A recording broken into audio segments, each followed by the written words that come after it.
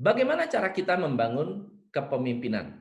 Oke, bagaimana kita membangun kepemimpinan?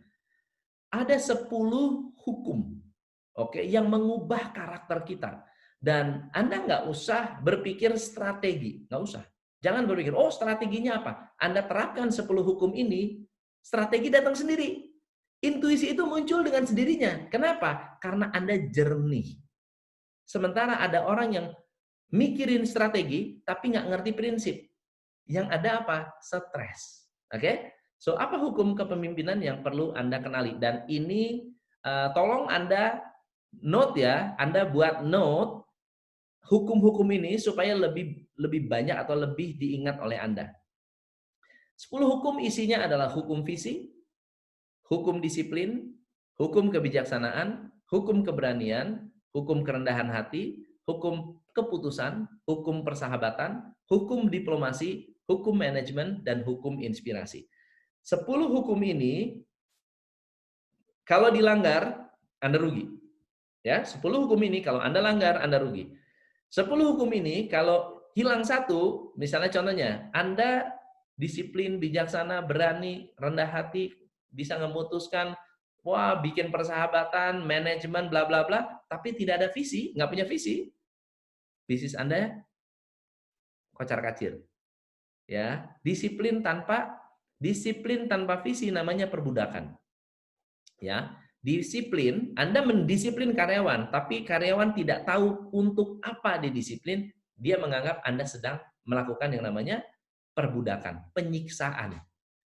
Ya, visi nggak pakai disiplin, Anda punya visi tapi nggak ada disiplin, ya nggak nyampe, nggak kemana-mana, nggak menghasilkan. Oke, so kita lanjut. Apa itu hukum visi?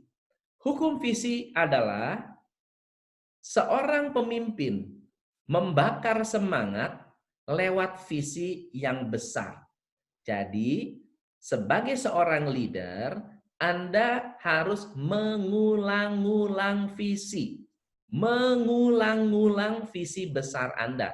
Saya mengulang-ulang bahwa kita akan menjadi world class coaching firm. Kita akan memberikan kontribusi kepada 1 juta miliarder di Indonesia.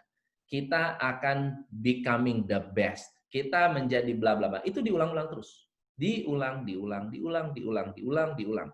Nah, visi membakar semangat orang. Karena dengan adanya visi, dengan adanya pikiran yang jauh, karyawan mengerti apa yang mereka lakukan adalah untuk sesuatu yang lebih besar.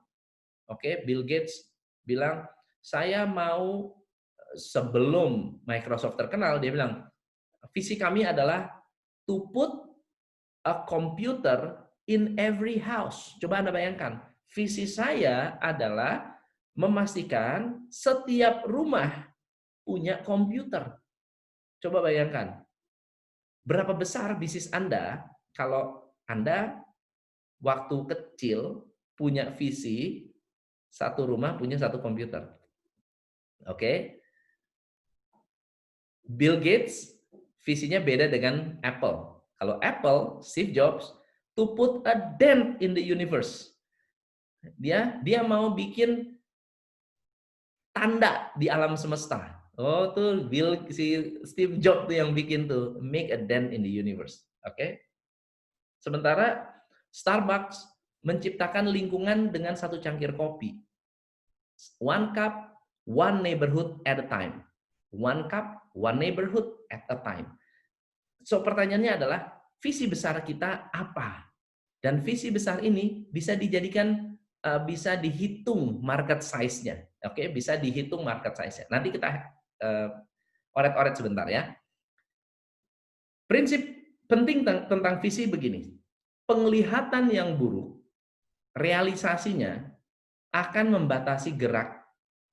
Visi yang buruk merusak sikap. Kalau Anda naik motor, naik mobil, nggak kelihatan di depan ada apa, Anda akan cenderung melambat. Naik mobil nih, aduh nggak kelihatan ya, ada apa ya? Anda akan cenderung melambat. Oke? Tapi kalau Anda tahu, oh tenang, saya tahu di depan ada apa, Anda ngebut pun nggak ada masalah. Paham ya? Tapi yang kedua adalah visi yang buruk merusak sikap. Kalau orang tidak tahu konsekuensi dari tindakan, ya misalnya saya melakukan apapun nggak ada masalah, dia akan merusak sebuah sikap. Visi itu menular, visi menginspirasi.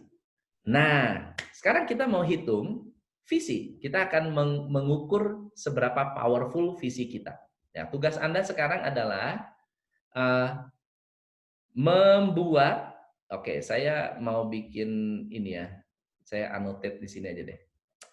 So, let's say misalnya Anda mau menghitung emang visi kita itu seberapa besar sih memberikan kontribusi bisnis gitu ya. So let's say misalnya bisnis Anda adalah hitung sama-sama. Hitung sama-sama. Siapa yang mau saya kasih ilustrasi? Siapa yang saya mau kasih ilustrasi? Ayo. Ada yang mau dikasih ilustrasi nggak? Dani Arena dalam bisnis apakah visi? Oke, good. Abdillah, saya buka ya. Pak Abdillah ya, ini duluan. Oke, kita buat ilustrasi ya. Bentar. Keisha, Pak Abdillah boleh dibuka ininya? Boleh dibuka? Ya, Coach. Oke, Pak Abdillah. Sudah dibuka, Pak? Pak Abdillah Syukri. Ya, Coach. Halo, halo. Ya, sudah, Coach. Oke, Pak Abdillah mana? Ada suara? Iya, halo Coach. Halo, halo. Bisnisnya apa, Pak Abdillah? Saya ada kuliner dan properti, Coach. Oke ya. Kita ngomong yang kuliner ya. Kita bicara yang kuliner.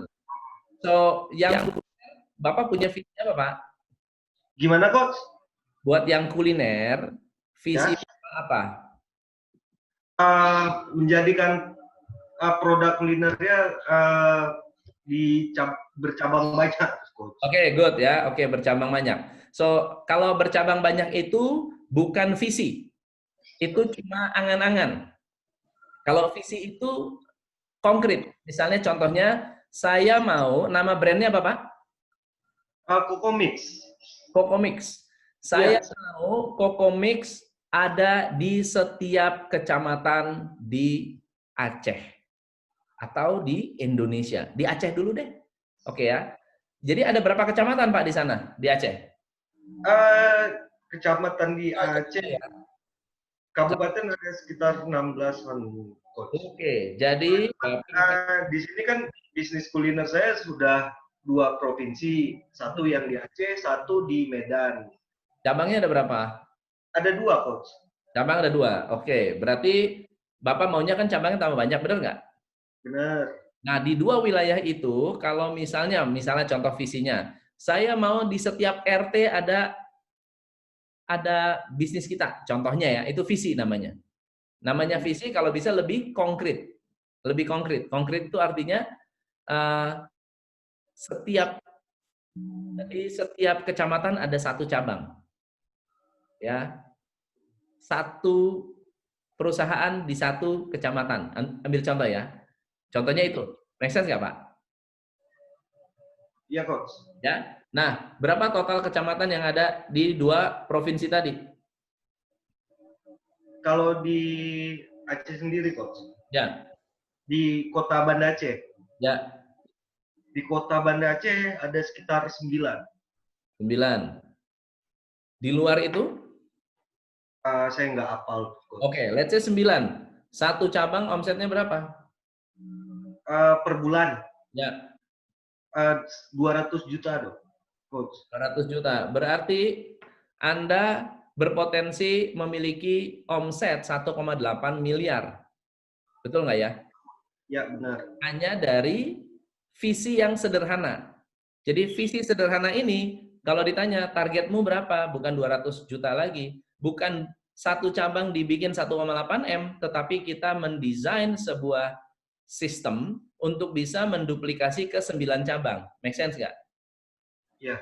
Kalau ternyata kecamatan ada lebih dari itu, bagaimana? Kalau misalnya saya visinya adalah setiap kecamatan di Sumatera ada cabang saya. So, apa yang terjadi? let's say ada 500 kecamatan misalnya.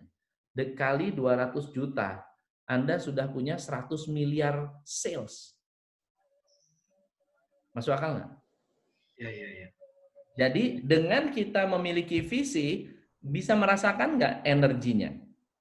Kalau bisa merasakan energinya, Anda sudah mendesain sebuah inspirasi. Coba kalau Anda bayangkan, teman-teman, kita harus memperbaiki kinerja kita, karena kita harus ada di setiap kecamatan di Indonesia. Omset kita itu minimal 1 triliun per tahun. Wih, gila, langsung semangat gitu loh.